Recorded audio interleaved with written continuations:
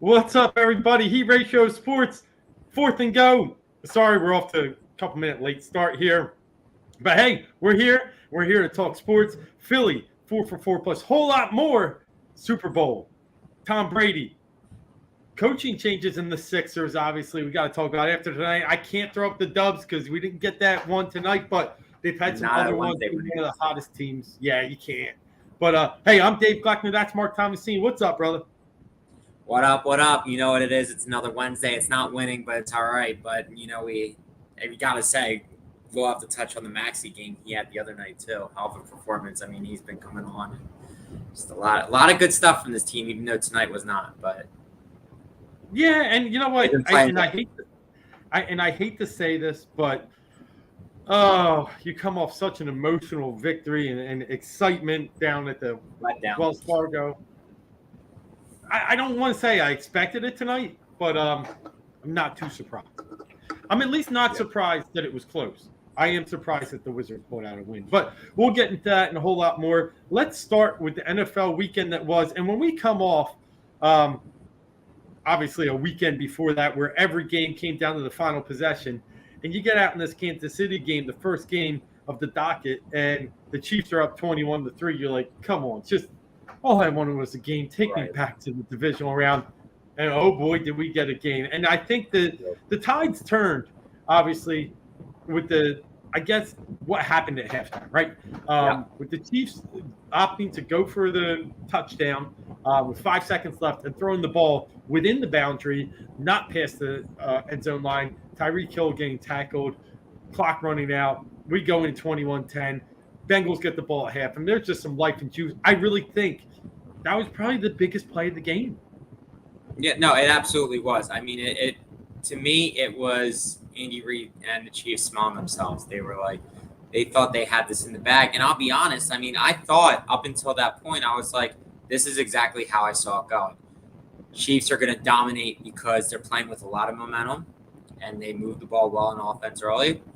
And the Bengals have no protection for Joe Burrow. And you can have all the skill set players in the world, but if you don't have a line protecting you, you can't do much. And I mean, as much as I think Joe's remarkable. Joe Burrow is just, he's lights out. He's got that ice in his veins. He's cold, yeah. He's Joey Burr, But that was, I really think, and I'm not going to say, even though I'm going to say the football gods, it was kind of like you had an opportunity to strengthen your lead a little bit. You're up now 2 touchdowns at halftime. I'm telling you, that 3 points makes all the difference in the world. All the difference. It did. And I think it literally just changed the momentum of the whole entire game. Oh yeah, I mean, even if it's 24-10. Like, if they settle for the field goal, I think it's really hard for the Bengals to come back. Yeah. Right. 10 points says they're still in it, or the 11 point. They were down 11 at that point. 11 points, they're still in it. My man, Adam Cease, what's good, brother? I just tracked one for you. Thanks for checking in. Can't wait for the Super Bowl, man. I know you had some picks. I know you were leaning Chiefs last week, but hey, I'm hoping you're starting to get on that Bengal bandwagon as I'm throwing up the Houdays tonight because, hey, I got to after this roll that we've been on, hitting the Bengals all 3 weeks. And I told people last week, I'm only playing the Bengals because I think there's a chance they could win outright. Now, I didn't pick them outright. Don't get me wrong. I'm not going to speak with that good, but I thought there was a chance. And you only take dogs sometimes when you think there's a chance, and they did it. And you talked about the protection, and it's funny because I went back and started looking at the stats from that game. Joe Burrow got sacked 1 time. That's right. One time they did something right. And what was even more crazy is one of their biggest targets, C.J. Uzomah, went down early in the game on that first drive. So he lost one of those big play guys. But that pass to the play to P. Ryan to get in the end zone on the long screen obviously was huge because they were struggling in Renzo before that. And then the 3rd down conversion late in the game to Jamar Chase to get the touchdown. The guy's he's special. And they have a special connection. But what was really surprising to me, and I'm sure it was to you, second half adjustments by the Bengals defense. Yeah. Mahomes had 65 yards in the second half. Yeah. What was the other? No, 55. It was 55. Okay. 55 yards passing in the second half. I mean, they couldn't do anything. And Tyreek Hill had no catches. He had 7 at half. Yeah. 7. It was all Kelsey, but I mean, Kelsey got 7. I think Hardman or so got 1. It was I don't know what they did to Mahomes, but they just really. Right. I know it was 3-man rushes, and I know, and that play near at the end of the game, Mahomes almost fumbled the game away on a 3-man rush. He really did. That was crazy. Yeah. So I got to ask you this.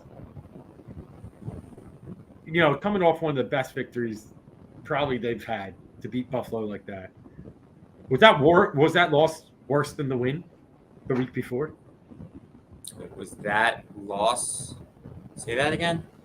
Was that loss worse than how good their win was? So what I mean by that is, was that like an even bigger letdown? Absolutely. Yeah. Absolutely. Yeah. You know what it reminds me of? And I was thinking of it before the game. You go back to Minnesota, the year we won the Super Bowl. The miracle in Minnesota, or whatever it was called. The Stephon Diggs catch where Marcus Williams was. And that was a fluke thing. I love this comparison. I love it. The safety does not miss that. 99% of safeties don't miss that play. They just go and make sure they push him out of bounds, or they don't, dive before he even catches the ball. That was a fluke play, just like the coin flip with the whole rules and everything like that. They won on not a technicality, but the Bills didn't have a chance to win that game, and the Chiefs still won it. But with that being said, all of a sudden, the momentum's on Minnesota's side, and you look at the Eagles. They're playing with Nick Foles. Like, okay, they beat Atlanta. They beat Atlanta at home. They kind of got lucky. It fell into their favor. And even in that game for us, the Keanu Neal, which should have been an interception, turned into a Torrey Smith at halftime type of thing. So really, the Eagles just rode luck at that point, because I do think that was a fluke year. But Minnesota, they played, and obviously the Super Bowl, they earned both of those games. But with that being said, Minnesota was the heavy favorite. You had all of Skull Nation here on the Rocky Steps doing the Skull chant and looking like buffoons. And then what happens? Patrick Robinson intercepts that ball early in the second quarter, and that was it. And the game was over, and they absolutely tore them apart. So Minnesota has that thing where Stephon Diggs is crying and he throws off his helmet to completely get mollywopped in Philadelphia, embarrassed. And that loss was not worth that win. But yet, you still get people who still say 2 years ago to this day was the miracle in Minnesota. What happened the next week? The Eagles tore them apart. Right. No, and I think that's a great comparison. Let me throw this up real fast. We'll get there, Adam. We're getting there. I mean, obviously we got 2 weeks, but I'll give you a little lean where I'm going early. And I do agree. Andy Reid did want to kick that field goal. He wanted Mahomes, at worst, be a smart quarterback. Just throw a quick slant, something in the end zone that's incomplete so you can kick it. Mahomes did get greedy. He thought he saw Reek wide and free, and he couldn't get there. So I agree with both your comments there that I'm a big Stafford guy too. Before the season, both Marc and I on our initial NFL kickoff show had the Rams in the Super Bowl. One of us had them winning it. So definitely loving us some Rams. But talking about that comparison and the miracle in Minneapolis, whatever they called it, like you said. I think it's a great point just from an emotional comparison, right? You just had the emotes of the Vikings winning that great game. They're going to go smoke the Eagles. They were favored coming in here. They went up 7-0 real quick. They had that huge touchdown. Who was it? Kyle Rudolph, I think, got loose. Yeah. And Case Keenum, and they're running, and it looked too easy. Kind of like the Chiefs, right? Chiefs ran down 7-0 after they stopped the Bengals 3-and-out, and they were running, smelling themselves too. So I love that emotional comparison. It's so hard to continue that momentum when you just think you have it in the bag.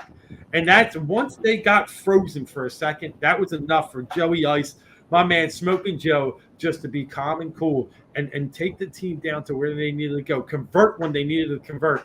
I mean, listen, he had some big passes. T. Higgins came up huge again. He hit his over prop 71.5. He went over 100. Chase didn't quite get there, but had a ton of big catches. I really respected what the Bengals did on defense, but also what they did on the offensive line. And they showed you just how well coached they are. Zach Taylor, he's got it. Like, I had him coach of the year even before the playoffs started. I always forget if they vote. They should vote when the season ends. Right. But if you have to save your vote for now, he's got it. He's got to have it. Yeah, that would be the case. Absolutely agree. I mean, turning that team from a 4-11-1 to in the Super Bowl next year in his second year, I mean, it's truly remarkable. Yeah, I felt like it was a tight end. I felt like it was Rudolph. Was it Thielen? I know, that's what I thought too. Maybe it was Thielen. Yeah. But I mean, regardless, it was a white dude. But yeah, I'm with you. Yeah, it was one of those guys running around. I was there. I was still sober at that point too, so I kind of do remember. The celebration didn't get going until the third quarter. Then it got a little fuzzy. After the Patrick Robinson, like you said, we knew where it was going. Yeah. All right, let's go to the second game. That was now with the Bengals breaking their 33-year streak, looking like they might go up against the one team they played in the last time they were in the Super Bowl. That's the San Francisco 49ers. Niners up 17-7. The pass to Kittle right near the end of the third quarter, and you think they got it in the bag, and here's the key play of the game. Now, I mean, the Rams did go down and score 17-14, but here's really the key play of the game after 17-14. Stafford goes back, throws a jump ball, and I forget the cat's name. Do you remember? Jaquiski Tart. Tart, that's it. Yeah. Tart. Right in the chest. Right in the chest. You would have caught it at 35. You're in good field position. You can now run out the clock. And the moment you do that, the next play, OBJ catches a 30-yard pass and then gets unnecessary roughness as the defenseless receiver. On top of that, 15 yards. You just knew the table would turn. It was Rudolph, by the way. Yeah. But, yeah, like I said, it's close. It's the same kind of guy. But, yeah, I felt like that was the play of the game. I felt like Tart. I mean, there's no guarantees they win it anyway, right? Jimmy G was horrible. Horrible. But the thing is, the Rams were shut. The Niners only ran 20 runs for 50 yards. So obviously, the Rams front four had a lock on their run game. So it definitely hamstrung the Niners. But you figure you get a couple completions. I mean, all it takes is a little gadget plays with Debo or something like that. You should be able to move the ball down the field and take time off the clock and not give the Rams another chance here. But that interception really just momentum was the key of this weekend in both games. It really was. It truly was. I'm not going to say I was surprised the Rams won, but I will say I was surprised how the Niners were so inefficient in the fourth quarter. They're 3 now after the Rams tied the game. Was brutal. It was 3 straight horrendous passes. I get the last possession there. He's under fire. I get that one when they go down 3. They're not going to win the game with Jimmy G having to throw for 80 yards. It's just not going to happen. They need to be able to at least mix in some run pass options. And and you know what? I'll tell you this. Me and Drums had this talk last week. I want to get where you're at on this. He is a fan of Jimmy Garoppolo. I, on the other hand, am not. He had him as top 12 in the NFL. I had him closer to 20. Now, that's before the game started. So, obviously, this could spin things. Where would you land on Jimmy G? Yeah, no, I mean, he's at best top 15 guy at best. I probably have to run through the quarterbacks, but I mean, the thing is, he's not god awful terrible. He's not a Nathan Peterman that's going to throw 5 picks in a game for you. Like, he's not that level of bad. But he's not going to win you the game with his arm at all, and he doesn't do really anything athletically. He's a average game manager. There's game manager, and people say there's a bad mantra when you call somebody a game manager. That's not always true. But in this case, he doesn't really win you as a game manager. He's just a game manager. Like, I can just keep it where it is. He'll get a starting job somewhere. I mean, somebody will give him a shot just because of his pedigree, what he's done. Yeah. Even though there's not a team that's closer to winning. I don't know. I'm trying to think. So say Seattle, it's got to get rid of Wilson. Does he end there? Maybe. It's in division, so probably not. So then you got to start to look at teams like Pittsburgh. I mean, Pittsburgh probably wants to go a little better, I feel. But I mean, that's a team that's close to winning and he could help. Huh. Tampa. Oh, Tampa's a good choice now. Yeah. They're not that's a pretty good choice. I mean, depending on what goes on in New Orleans, that's another place too. I mean, what goes on in Green even Bay, Carolina. Yeah. Like honestly, the NFC South might be a place where he could reside. Yeah. I mean, he's got New Orleans, it's wide open too with Sean Payton out. I don't think that's Taysom Hill's job, and Jameis is a free agent again. Right. Oh man. Yeah, there's a lot of options for him. And those teams are all, I don't ever want to say close is probably wrong, but they're definitely not total rebuild stage. So right. I mean, you got to look and see, does somebody take a chance on a young quarterback and they need somebody to bridge the gap, and maybe that's him. Yeah. I think that's a high possibility. All right, quick preview. Super Bowl coming up. Rams favored by 4.5 in most books. I tell you, like, the magic of the Bengals right now is where I want to lean. I'm going to have some early numbers in on the Bengals, but I will fully admit that can change. I have some future props on the Rams. If the Rams win the Super Bowl, I'll sit pretty good. I had them at 14-1 on 2 tickets early in the season, so part of me will be cheering for a Bengals cover, Rams win. Yeah, right. I like the Bengals at this point. Look at old school Dan Green. Checking in, my man. Thanks, Dan. What up, Dan? A lot is good right now, especially the beers. But just wrapping up the Super Bowl. Tell us who you kind of lean right now. I know a lot of people weren't. I did a show last week on Twitter with Fox, the Gambler, and Fox Sports, the Gambler. I was the only one in a room of like 40 that had the Bengals +7. Wow. I felt like, am I the only one? Wow. Yeah. Yeah, I mean that's funny because I took the Chiefs because I thought it was going to be all Chiefs riding on their momentum, and it was just going to be an offensive juggernaut slaughterhouse. But it did. But I also saw where you were coming from. But I mean, and I didn't put any money on it, and still I wasn't confident enough to take the Bengals. Looking at it now, this line 4.5, I like the Bengals here. I mean, this is going to be a close game. The Rams have shown they can be a good team, but they're not doing it. Like, they're not putting enough in. I think they're just coming up short. Like, they should have beaten the pants off of San Francisco. Like, it shouldn't have been close at all, and they just don't show up. I just don't, it's hard to understand it. Yeah, and so I guess what I don't like about the Rams, and you probably saw it too, I really think Sean McVay was trying to lose that game this week. Like, I didn't understand his coaching. Yeah, I agree. It was dumb. And some of these challenges, like, were panic. And even Aikman said it. Like, this guy seems like he's in panic mode. Yeah. It's a team he can't beat. He's got ghosts he's seeing. And he gets lucky that, not that Clark bails him out, but, the defense who hadn't touched Jimmy G all game, I really think they were the story at the end. I think Aaron Donald finally pumped them up, and they got enough pressure in the backfield to really affect the game. So I'm with you. I don't think they're a team that is built to blow this team out. No. I mean, I mean, here's the thing. I could say it again. Looking into this with the Rams, with their front four versus that Bengals offensive line, but who knows? Maybe they're using it as a badge of honor. Like, we got to protect this guy. Like, he's done everything he can. Now it's time for us to step up. And the Rams, as good as they should be, they haven't played up to their potential as a defensive line. So you know what? Maybe the Bengals have a chance if they can keep Burrow pretty clean.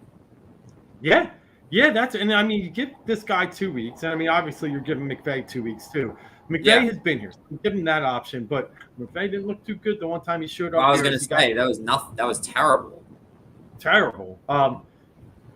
And it's hard to argue. Like, I mean, through these playoffs, obviously, Stafford was a better quarterback against Murray. Brady, it's Brady, but Stafford did go toe to toe with him, and he was a better quarterback this weekend. We'll see. He's got a tough matchup on the other side with Burrow, a team that's really hungry and live. I like the 4.5 now, but we got a show next week, and I'm sure we'll get a little closer and touch that. So that gives us our Super Bowl flavor for the week and the games that were. But let's talk about some of the big news around the NFL, because you can't not talk about it. There was another coach that just happened while we were on the air. Didn't the Vikings? They offered the job to Kevin O'Connell. Rams, it looks like he's become but he's stuck at the Super Bowl, so we're not going to hear about that for 2 weeks. So with that said, looking around the league, got a handful of coaches that have been hired. Giants jumping on Brian Daboll early.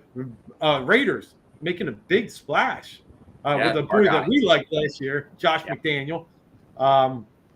Another vacancy that got filled. Who else did we have? Denver with Nathaniel. Denver, that was it. Yep.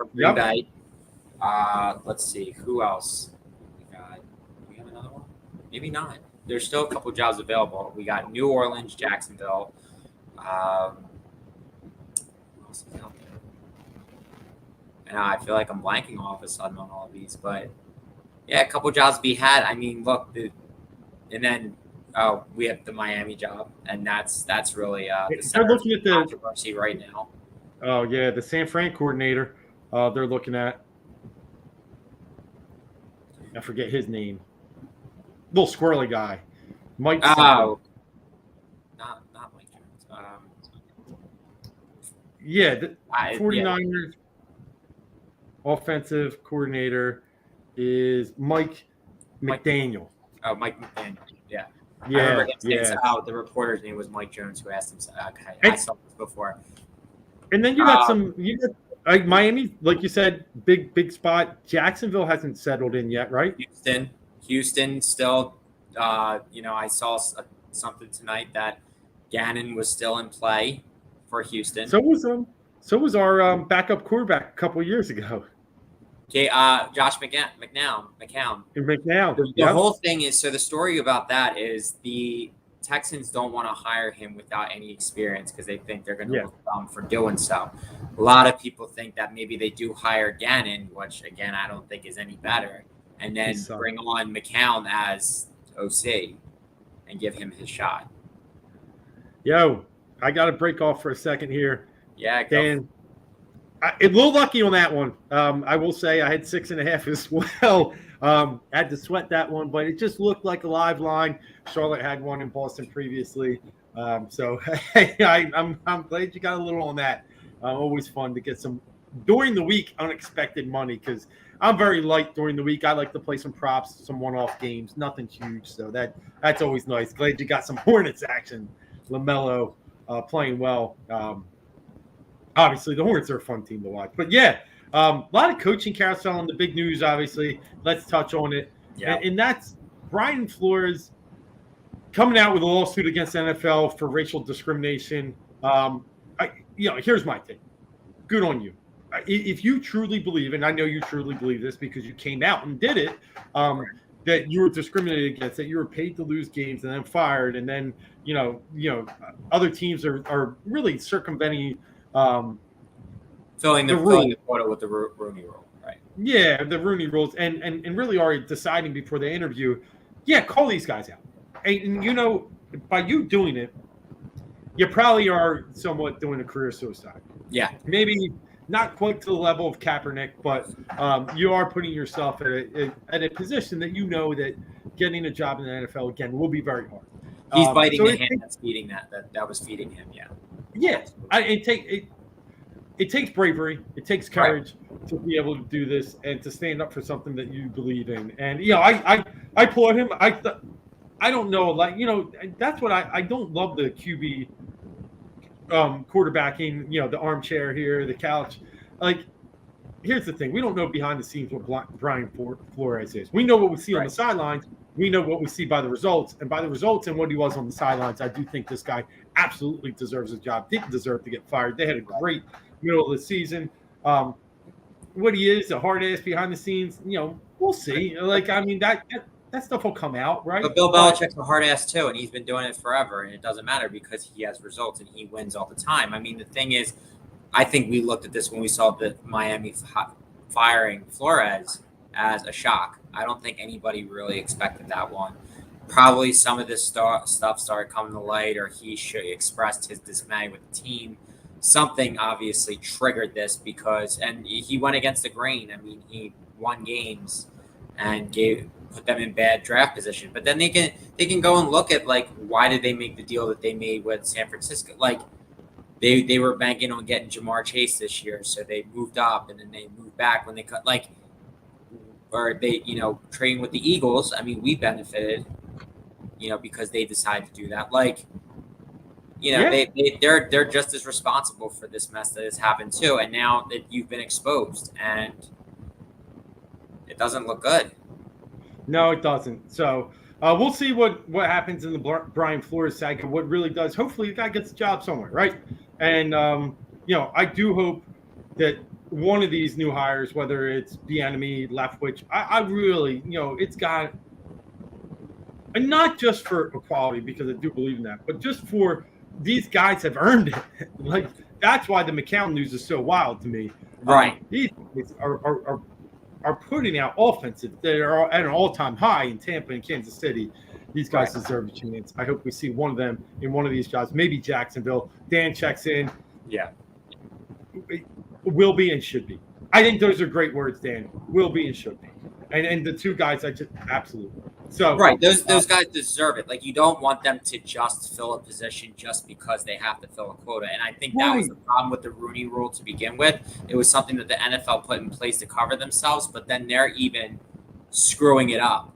And like you could say, if none of these guys were worth it, that's one thing. But Flores showed what he could do.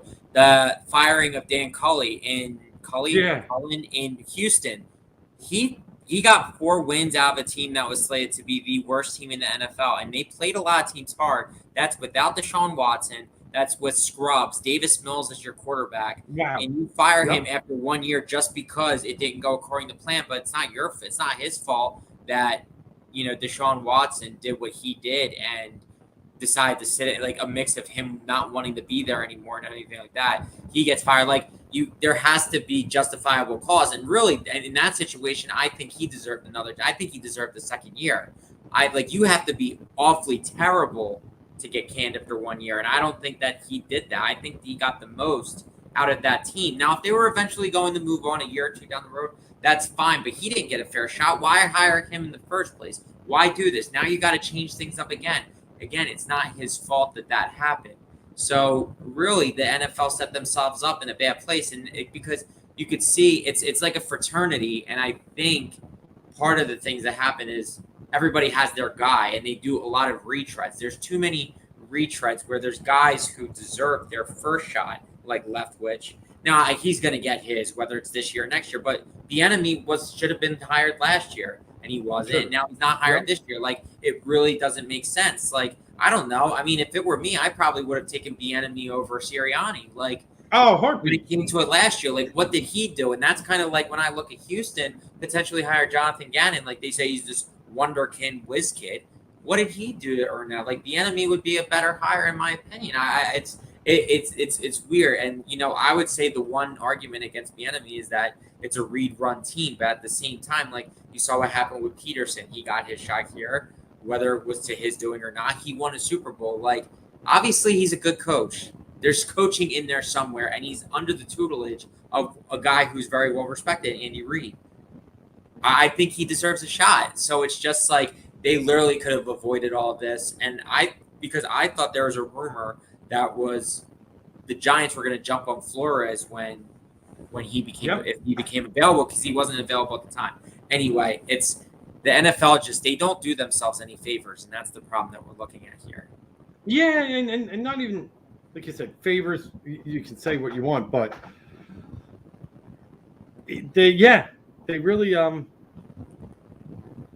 they don't put themselves in the right position to succeed with not only the right people in place, but with the fans. And I mean, they really just think they're smarter than everybody else. And they can do what they want because they have billions of dollars. Yep. And it's unfortunate because you will lose eventually. I mean, this thing can't succeed forever if you don't at least. And you know what the thing is too, looking at this Flores situation, like, besides the text messages, he's going to have a lot more proof than that, or he's going to end up being a martyr and losing out anyway. Yeah, I agree. Like, the text messages are weird. Right. There has to be a lot more. Like, you can't just go based off of a conversation or based off the assumption that, John Elway and the boys got drunk the night before, were hungover for his interview. Like, because if not, the NFL is a multi-billion-dollar company that will find a way and hire the lawyer that will shoot you down, and then that's it. That's the only caveat to this. It's got it. Hopefully he has his ducks in a row on this one. Yeah, they did hire Culley to play Kate Watson, and then he developed a no-name, Davis Mills, a quarterback from Stanford that outplayed Trevor Lawrence, Zach Wilson, Trey Lance didn't get a great chance, Justin Fields. Arguably the second best quarterback in the draft class last year was Davis Mills, and a lot of that had to go to Culley. So fully agree. We'll see what the NFL does. I am closely anticipating watching, I should say, what their next moves are, because I think they're critical really in the success of this league, because there needs to be some balance. All right. With that said, that's the NFL. Half hour in. Let's move over to the Philadelphia 76ers. Wait. Oh, we forgot one. You're right. How do we forget the GOAT? How do we forget the GOAT? TB12. I was excited to talk Tyrese Maxey, okay? I know. But we got to talk about the GOAT. I mean, there's really not much more to say, but, Schefter you're right. This weekend, and you're right. Great news. Tom Brady's done. Now, I only say great news tongue-in-cheek because I would have preferred watching him play one more season. Absolutely. So at the level he performed this year, which I think is MVP level. We'll see what he gets. It's him or Aaron Rodgers is very close. But he led the league in passing, had the most passing touchdowns. He had a phenomenal year. Yeah. But he came out, the news started creaking out on Saturday, like you said, Shefty throwing some early breaking news before the TB12 camp was really ready, and then he fires it out. He finally fires it out. What was it, yesterday? Tuesday? Yes. Yeah, it was an Instagram post yesterday morning. And really, let's call it an interesting post, right? People have tried to dissect, look at it, and figure out what he's trying to say. Because Tom Brady had time to write that. And he is very, how should we say this? Methodical. Methodical is a great word. I was going to say deliberate, but methodical's right on it. And he knew what he was doing. And not once did you hear anything, see anything, read anything about the New England Patriots or Bill Belichick or Robert Kraft or anyone from up north of, the Florida-Georgia borderline. And it's crazy to think that he has a chance to tell you he's retiring and can't even thank those people up in the Boston, Mass area. I found it hilarious. I found it quite cryptic, but also in the same way, I think we can all read between the lines. He didn't want to leave there, and his time and his separation still scars him to today. Yeah, he gave that one shout, I think, out to the Patriots social media page, and finally, like after the fact, when they put out a statement about him. But I thought maybe it was a both thing, but was he supposed to sign a one-day contract and return to them, or no? That didn't come out yet. I didn't see that yet. Okay, I thought maybe that was a thing. But yeah, it's all he said was, "Thank you, Patriots Nation. I'm beyond grateful. Love you all." And that was hours after the post. It is interesting. I think that the way everything unraveled in New England, and I don't know if we'll ever know or if we'll get a 30 for 30 alone on ESPN Plus about that someday. That says what truly happened in that situation, what it came down to. You're out, dude. And then it makes people think, and it was the first reaction I had. What's he do when Canton calls? Right. I mean, you got to go in as a Patriot, but if he's that, it's his choice. But I'm saying if he's that score, I mean, he was in Tampa Bay 2 years, won a Super Bowl, lost in the second round, where he did everything with New England. It's going to be interesting to see how that plays out. But the GOAT's gone. He is going in it, and he was the only player left in the NFL that was older than me. I got Andrew Whitworth. I got Jason Peters. I got every other old kicker. But Tom Brady was still giving me a little hope because I would be ripping around the yard and I'd be like, I was like Peyton Manning in that, Saturday Night Live episode, throwing to my sons, just knocking them down. I was feeling good. But now Tom's going, and I think my time is done too. But I will say this much. I get where he's at mentally. There's a lot to life. And a lot going into putting your heart, your soul into and committing, right? As you get older in life, you got time, you got energy, you got enthusiasm, you got the juice when you're younger.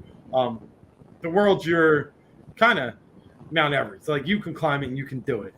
When you get kids and you're starting to miss out on all those important occasions and all this other stuff, it becomes a little less important. I think Tom finally hit that because we all know he could have still played. Yeah, and we all know Giselle was ragging on him for a while because she wanted him home. So yeah, and I would tell you right now, and it's a little bit like Tiger Woods too. I put them kind of in the same boat. They became more likable as their careers went on. They really found ways to freeze out the media, make you want to hate them with their snarky comments and their just inaccessibility and just their way to almost act like the anti-hero. But as they got older, they became more personable. And these commercials and just seeing him, and I've really actually come a little bit fond of Brady. Is that crazy? Yeah. I've respected him for a while just because, He is the best to ever do it, in my opinion.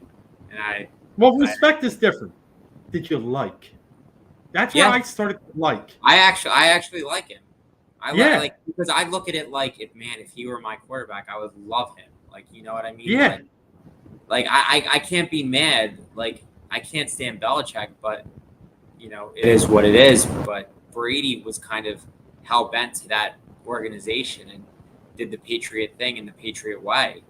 That's who he was. He got to let loose a little bit once he got to go down to Tampa. He got to be more free and be more himself. But even just the things that he did in Tampa, in New England with the lack of talent for most of the time, it's not like he was playing with all-star teams every year. He wasn't. He got the best out of everyone. It was a system, whether it was because of Bill, whether it was because of him. It's a mixed bag because it's both of them. I think Belichick did a lot of things, but Brady also just greatness himself. I don't think it mattered. I don't think Belichick could have won as many with anybody else. Yeah, I agree. Like that, I think there's just a fortitude about Brady that put him in a different atmosphere than anybody else. Yeah, it's so neat. To think I hated that dude. I really hated that dude when he didn't shake Foles' hand. Go, jump off the Whitman. I'm not like that, but just didn't like him. Absolutely. And time heals wounds. And I actually, as he goes out now, and another athlete I'll give you too. I think Kobe was a little like that for me. Yeah. I really liked Kobe as these years went on, and I started to watch him. Be a leader and be a coach these young guys and he didn't have it anymore and drops 60 something on his last game, and it was just so fun to watch and just seeing his smile and his personality and I'm gonna miss Tom, but Tom's it's gonna be weird. It is, but he's leaving in good hands, right? We're seeing the Burrows. We're seeing the Herberts. Right. The AFC is filled with quarterbacks right now. Yeah, we're seeing some young guys. So as much as I didn't like you for the longest time, Tom, I do now. And more importantly, we've always respected you. So a career well done. To the best we'll ever see. 7 Super Bowl rings won't be touched probably in my lifetime. But who knows? A lot of football left to play. Hopefully I'm around for at least 50 more. But with that, now we can jump to the Philadelphia 76ers. Marc, take it away. All right. Tyrese Maxey is our guy. No, but when we look at it, you look back at the Memphis game the other night, going back to Monday. I want to start off on a positive note instead of starting off with the negative of what happened tonight. But they finally gave Embiid a rest. Embiid had played like 21, 22 straight games. It's one of the longest streaks he's played straight, which is a lot for him. But it shows his conditioning. But it's not like you looked at him on Saturday night against Sacramento. That was another good game too. Well, I will go back to that. But they had a tough game against Memphis. Memphis is playing really well in the West right now. Moran is playing like an MVP candidate. He's all-star starter in only his second year in the league, playing incredible in a guard-heavy West. And they did it without Embiid. And what'd you say? He was awesome? Awesome. John Moran is fantastic. He could be within the next year or two the best player in the NBA. I'm so impressed by his game. Right. He's athletic. He's a great shooter. He can do it all. Like he's a great player. Love that for Memphis. I hope he's a guy who can stay in Memphis. That would be a really cool story. I think Memphis would really benefit. They can hold on to him. I mean, I loved him out of the tournament from Murray State. He's a stud. I think it would be, fantastic for that organization. But with that being said, they played them without Embiid, and they took it to him. They went to overtime, and Maxey played a hell of a game. Maxey had 33. Moran did have 37, and Matisse Thybulle was a big part in being able to check the amount of times. Moran had a bad first half, did everything himself in the second half and the overtime, but it wasn't enough. Maxey just he stepped up when they needed somebody to step up. I mean, he's doing things that Tobias should be doing, but then Tobias, and I'll give Tobias credit. He's been averaging like 18 points. He's been playing pretty well, even though tonight he missed a play that could have won them the game. Kept them in it, but that was a great win for them. Very gritty for them to beat out. Great team defense on that. But going back to Saturday, I know I'm kind of going in reverse here, but we played the Kings. The Kings came to Philly. Tyrese Halliburton. My boy. Cheesesteaks from the center. And I said, I don't care how he eats his cheesesteaks. I want him to eat them however he wants to, even though he eats them right from the middle. That being said, dropped 38. One of the craziest shots I've seen this year. Absolutely incredible. He was shooting the lights out of the building.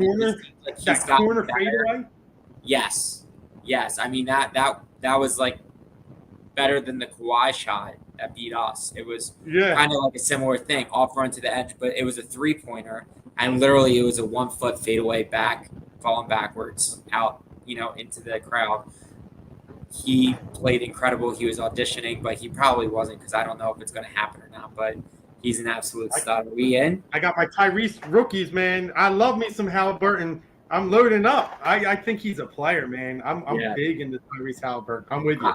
I mean, I would do. Just give me Ben for Tyrese straight up. I would too. And I'll drive all Ben stuff out there. Yeah, for free. I mean, he would just be a special player to have. Really would change the dynamic. And he fits. He fits because he's tall, he's long, he's athletic, and he can shoot. That I think you can really fit him in with a Maxey backcourt. It's just like it's better than Fox. You're right. Going back to Saturday, it was almost, what it felt like? It felt like Sacramento saying, Tyrese, shoot it all you want. We're not trading you. But just go show these guys what, Daryl Morey effed up. Because I feel like there was a deal for Halliburton that could have been done already. To me, the thing is, I don't know if we talked about last week or not, or if that might have happened after our show. But when the Kings leaked out the Woj, we're not deals off. We're going in another direction. Deal's not off. No. You don't close the door before February 10th. I'm sorry, I don't care who you are, unless they say we're going to give you 2 peanuts for something. You're not closing the door. Don't stop trying to posture. Let's not play games like. We know there's games being played, but that's just ridiculous. Right. I agree. But I think it was, or that could be, let's see if we can get the Sixers to offer more. Yeah. Or break down. No, I think it was stop playing the James Harden game. If you want to deal with us, you start to step up to the table, because otherwise we're going to look somewhere else. I do believe Sacramento is making a trade deadline. Yeah. I believe they have no other reason not to, whether it's Fox, Halliburton. I think Halliburton only goes if it's for Simmons. I think they could probably offload Fox for something else. Right. I saw something that said that Fox or Halliburton, from this verified source on Twitter, that Fox or Halliburton would be traded for anybody but Simmons. But to me, it's got to be Halliburton at this point. You know me, I love me some De'Aaron Fox, but with Tyrese Maxey, it's a logjam. It's a problem. They can't play next to each other. They're the same player. But that was the story, right? Watching Monday night made you realize if Tyrese can go head to head against Ja, and how great we just gave Ja credit. No reason why. We got it. We got someone special here.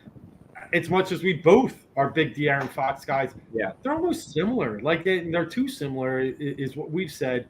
That you definitely can't play them together. And then if you can't play them together, you're sitting there, you sharing 24 minutes, one playing 30, one playing 18. Like it just doesn't mix real well. So I think we've realized that we got a winner in Tyrese Maxey. I think Monday solidified that. That win against Memphis was big on many planets, or for many reasons. You had a team 16-3 over past 19. We were 14-3 over past 17. Two, heavyweights going against each other, going to overtime, and then we prevailed. Now tonight, unfortunately, major letdown, and be back in the lineup. When I look at the stats, you would sit here and say, how did the Sixers not win by 20? They only had 4 turnovers, shot the same as the Wizards. I think made 5 more threes. But really where they lost this game was where they lose a lot of games. It's on the glass. They don't rebound very well. Out-rebounded by 10. They actually got outshot the foul line by 9, which is surprising when you have a team with Joel Embiid only getting 13 foul shots. So I think in the end, they're reducing some of their turnover woes. They're shooting some better threes. That's great, but they're not doing the other little things, and that's a shame because the Wizards are a team that's hanging by a thread. They're ready to go. Beal came out today for a first time, said maybe I should get traded. That came out in The Athletic today. He's starting to think otherwise about his position of staying in Washington. They have a lot of similar players. Dinwiddie, Kuzma. They got the kid from last year. Denny, and then they got Kispert this year. They just got a lot of very similar pieces. Yeah, Hachimura's a nice little player. They got KCP. They got from Lakers too. They got all these guys that need playing time, and I think Beal sees it, and that's interesting. I don't think that still falls our way because for some reason, a lot of people are trying to connect that puzzle piece together. I don't see it. Yeah, I don't see it. But that's a bad loss tonight. It's a bad loss just because, coming off losing to the Wizards on MLK Day, I thought they would have been a little more focused in this one. Yeah. And only sitting a game out of the top seed in the East, Miami coming off a loss last night in Toronto. I wanted it a little more. Yeah. Yeah, I agree. It just came up short. But, you saw both Embiid and Maxey still play well. Tonight. The things changed. They were down, I think 6 at one point in the fourth quarter, and then when the two of them came back in, Embiid had back-to-back possessions, offense, defense, where he came in. What was the first? I think the first was a 3-point play.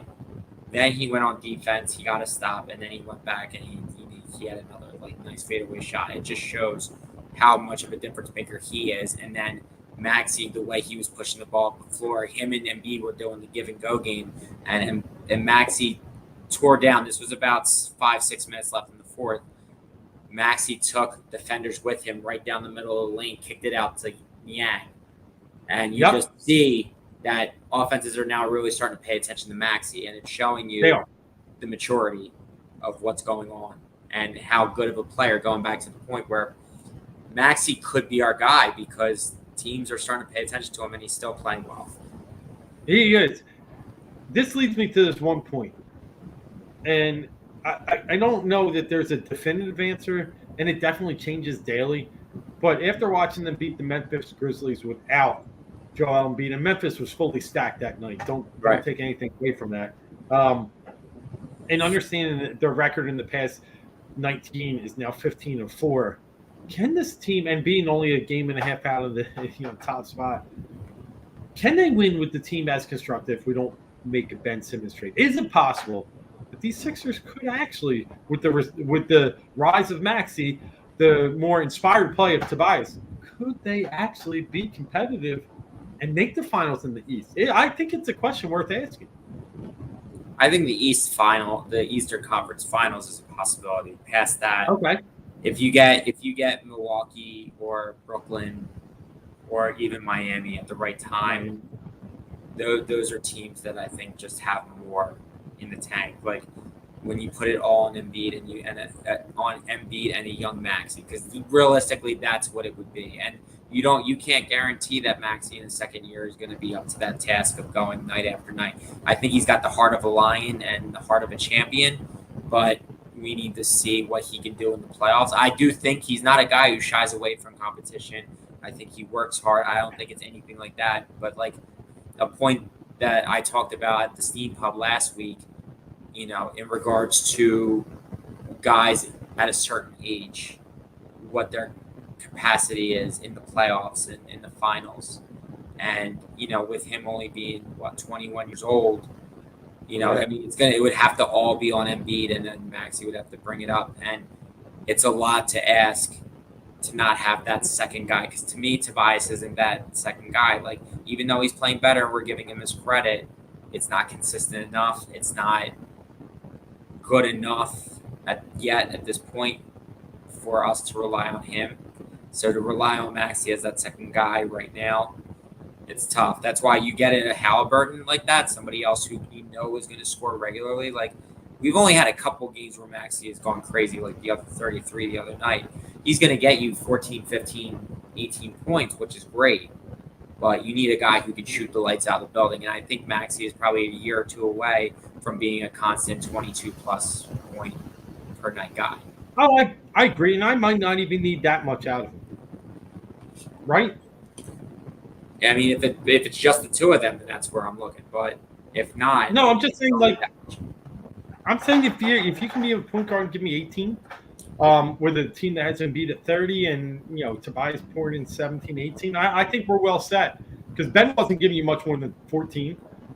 So Maxey, I'll take 18, even, in your high peak years. 22 would be great, don't get me wrong. Yeah. I'm just trying to give the kids some realistic expectations. Right. Well, without another star, I mean, he's going to have to be that guy at some point if that's the case. If they don't get it. I don't disagree. Yeah, I don't disagree with that. I'll say this much: the roster is constructed tonight. With the toughest part about tonight, I think, was no Seth Curry, and I think that's like this day to day with him. A back spasm, I think, came up today. It's tough sledding because as we get further and as we get closer, we realize that the team's very short-handed. Like, even if we get to the playoffs fully healthy, we're 7-8 deep when we get to the playoffs. We're if you're looking at it, you're going to get Tybal some time. Drummond's actually going to get some time. And Korkmaz, it's shaky if he's good. It's not going to get much deeper. Not on in the playoffs. But that's what I'm saying. But he's not there yet either. So it's like, I mean, that's what you're looking at. That backup guard is Isaiah Joe or Furkan Korkmaz. Yep, and that's what. I mean, and that's the point here. Like, they can compete with this team as constructed. Can they win a title? Probably not. I don't see them beating the Phoenix Suns like this. Not in the least. After watching them last night against Brooklyn, I don't see them beating the Golden State Warriors. Not 7. They will need a lot more firepower. Can they get through the East? It's got to be paved the right way. And I'm with you. Right now, Brooklyn's actually in the 6th spot, more than 3. I would hate that matchup. And I don't want Milwaukee.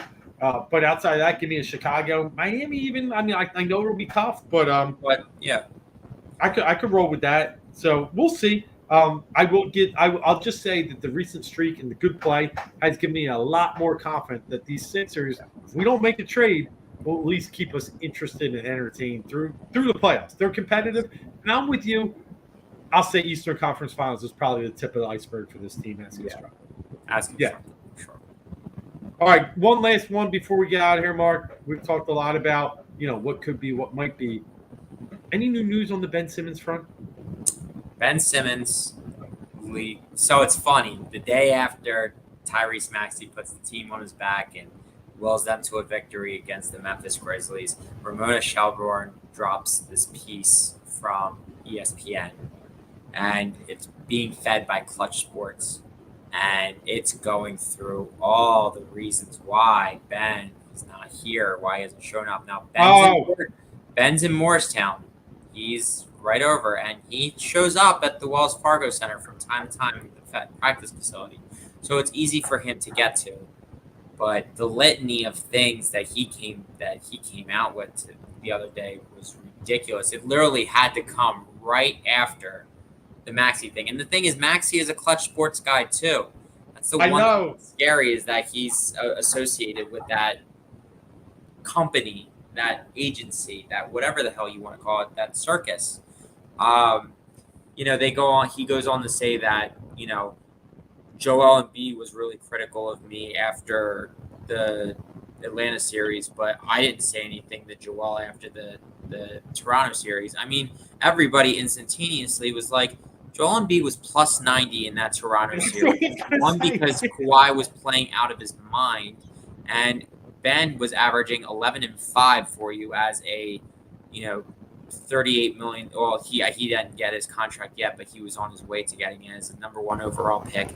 And the two centers behind him, Boban and Monroe, were combined like minus 66 when Embiid wasn't in the game, when they were playing center for the Sixers. So you look at it already. I mean, that's false. That's a hard false. That's a farce.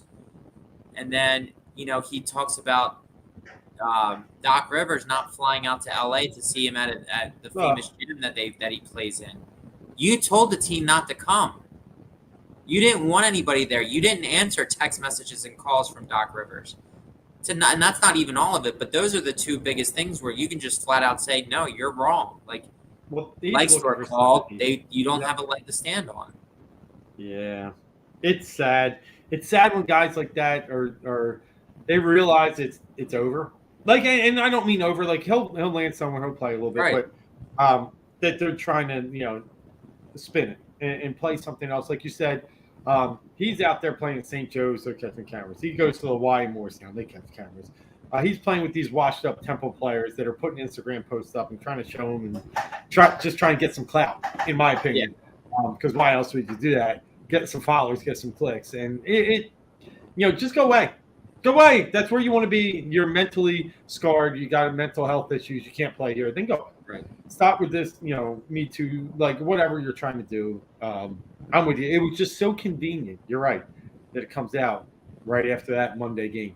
Crazy. Yeah. They were sitting on it. Oh, they were sitting on it big time. And good. And and it's funny. Ramona Shelburne was on Mikey Miss today, and she said Ben's the type of guy where they need to boost him up and they need to encourage him. All right, then that's not our guy. I'm sorry. The world has changed in the way that we go about things, but I'm sorry. I'm not going to tell a guy he's good when he's bad. I'm not going to do it. I'm not going to give him fake or false confidence. No, I think they can't handle it. Then he can't handle being in this league. Right, and I think they did try, honestly. Yeah. To placate was probably the word I'm looking for. They Doc did it all last year. Yeah, they tried, man. They really did. They knew he was fragile, and they did try as best I think as they could until they saw that he let them down. And emotions come out. We all make mistakes in the heat of the moment. We all say things we probably want to take back. And I'm sure Doc wanted to do that, but still, gotta be tough to play here. And this dude just need built for tough. Nope. All right, buddy. That kind of wraps it up for our show tonight. Hit that hour mark, as we always do here on the Heat Ratio Sports Network. We love our new home for Philly, 4th and Go. All our stuff, 4 for 4, plus a whole lot more. We're in a season now when, we feel like it's only one team in town. I know we'll get to a whole lot more. Baseball's still in lockout. Flyers are dead, hot garbage. And the Eagles, we'll get there. And we talked a little bit about the Brandon Brooks situation last week. But as we progress here and we see how the Eagles, shape themselves up for free agency, we'll get into a whole lot more. We will definitely be hitting all 4 teams as we go here throughout the winter into the spring. Next week's show should be interesting. Almost the eve of the trade, the eve of trade deadline. It is. We should have a lot of questions and answers for you next Wednesday. Be sure to tune in. I agree. And I don't think it'll be done that night, but I do think we'll hear there will be smoke. Will be going on. There will be smoke, and when there's smoke, there's 4th and go. This is me, Dave Blackman. That's Marc Tomasini. And I'm telling you, we're bringing the dubs next week. Until then, check us out on Twitter. And as always, follow us on the many different Heat Ratio sports apps that we have, Instagram, Twitter, and follow our great team that follows Flyer Nights Podcast. We got, obviously we're talking Heat Ratio Sports. They're live every week at the Steam Pub, as we were last week with them. A lot of other great stuff. Half Court Heat. Yeah. I mean, it's good sports skillet. We got great stuff going on. It's just networking, a lot more things coming. Until next week, we'll be episode 8, and we'll be talking some great Sixers talk as well as previewing the Super Bowl. Until then, we're out. Deuces.